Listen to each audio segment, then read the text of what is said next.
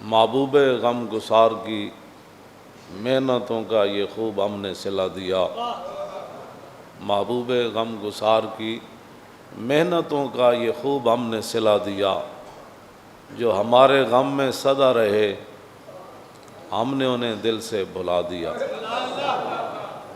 تیرے حسن خلق کی ایک رمق میری زندگی میں نہ آ سکی، تیرے حسن خلق کی ایک رمق میری زندگی میں نہ آ سکی، اور ہم اسی میں خوش رہے کہ شہر کے در و بام کو سجا دیا۔ ہم اسی میں خوش رہے، ہم تیرے سور و بدر کے باب کے ورق الٹ کے گزر گئے۔ حضور بدر تشریف لے گئے، سور بس گئے جی، میں نے زیارت کی، اور یہ نہیں پا کہ حضور یہاں کیوں آئے، یہاں پھر غار میں کیوں رہے، پھر حضور نے مکہ کیوں چھوڑا، پھر حضور ہجرت کر کے مدینہ منورہ کیوں تشریف لے گئے، یہ نہیں، بس وہ میں نے غار پر گیا تھا، بس دیکھی تھی تو میں نے وہاں۔ ہم تیرے سور و بدر کے باب کے ورق الٹ کے گزر گئے، اور تیری روایتوں کی حکایتوں نے ہمیں مزہ دیا۔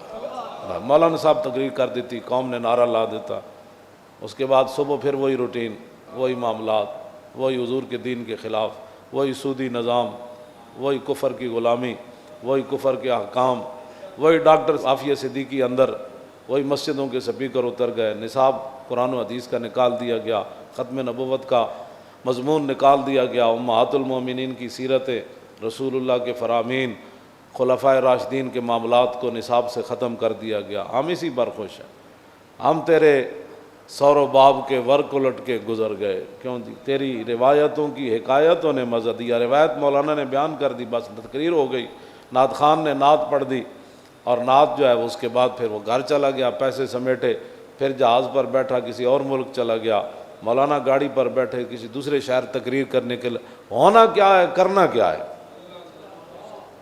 72 سال تو ہو گئے، کرنا کیا ہے؟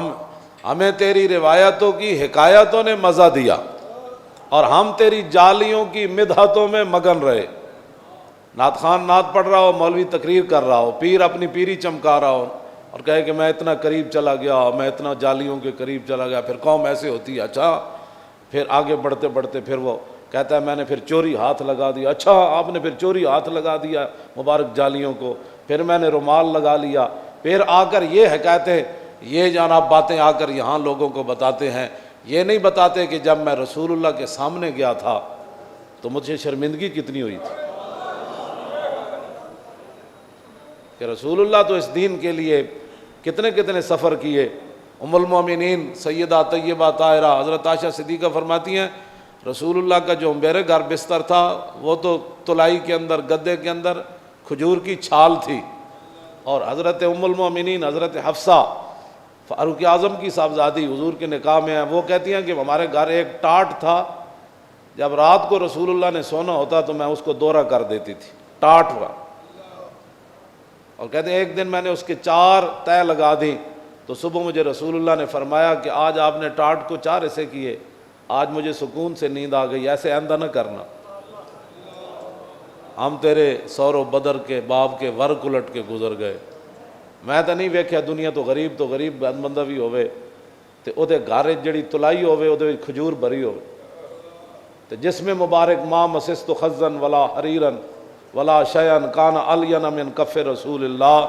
انس بن مالک کہندے میں 10 سال حضور دی خدمت کیتی تے میں نہ کوئی ریشم یو جا نرم پایا، نہ کائنات دا کوئی اور کپڑا نرم پایا جڑا حضور دے جسم نالوں نرم ہو تے رسول اللہ نے چیز۔ ہم بس صرف تقریر سن کے سبحان اللہ، اور پھر انہی ظالموں کو جا کر انہی ظالموں کی جناب وہ مم مشا ما ظالم و یعلم انہ یا ظالم، ہیں جی، مم مشا ظالم لیکویہ، ہم ظالموں کے ساتھ کرتے ہیں تاکہ وہ ظالم جو ہے وہ MNA بن جائے، وہ ظالم MPA بن جائے، ظالم جو ہے وہ چیئرمین بن جائے، ظالم جو ہے وہ کونسلر بن جائے۔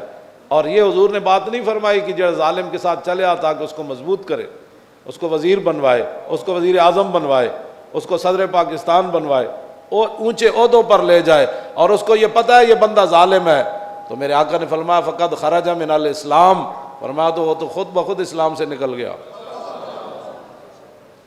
ظالموں کے ساتھ دے کر، ظالموں کا ساتھ دے کر، امام جلال الدین سیوطی لکھا ایک بزرگ سن محمد بن زین، انہوں نے رسول اللہ دی زیارت ہوندی سی، ایک دن ایک بندہ آ گیا، وہ کہنے لگا حضور بادشاہ کو چلو میرا کام بڑا ہے.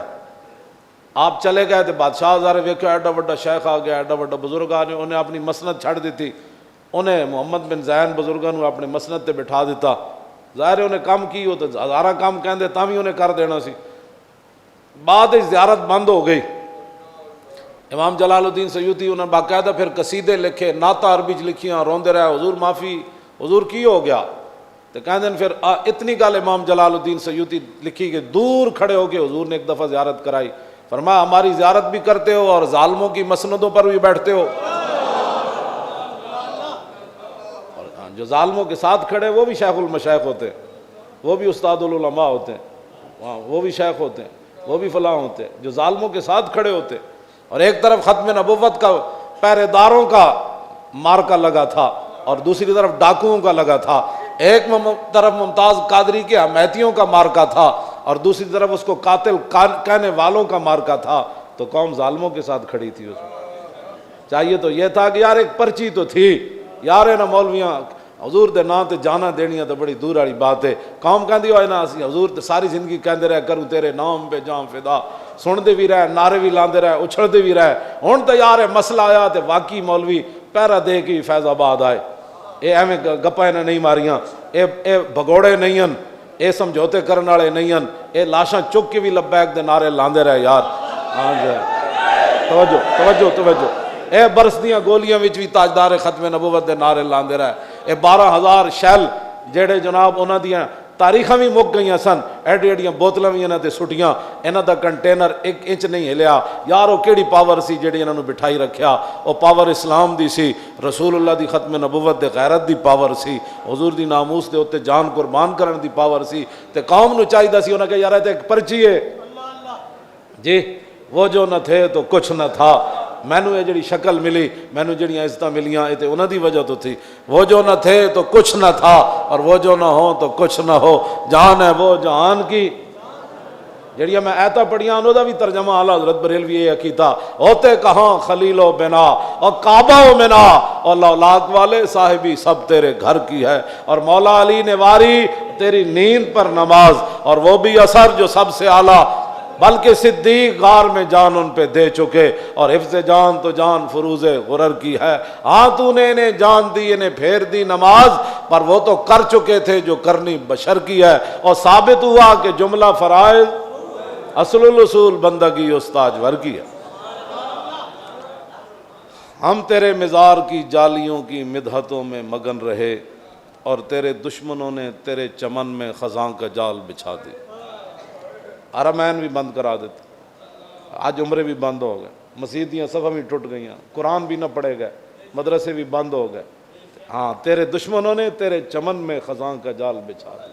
تو اس کو بھی وہ تو پھر تعریف تو وہ جالی مبارک کے ساتھ جو صرف روغن ہے نا، دنیا و مافیا اس کا مقابلہ بھی نہیں کر سکتے. ہاں میرا اپنا ہے کیوں جی ایمان ہے، وہ جڑا نال روغن لگا نسبت بن گئی نا اس روغن دی، تو دی تو گل ہی ہو رہی. اس دی مدحت دے نال اے بھی دسو کہ حضور دے دشمنوں نے شریعت اسلامیہ اور دین کے اندر کیا خزاں کے جال بچھا دیے، یہ بھی قوم کو بتاؤ.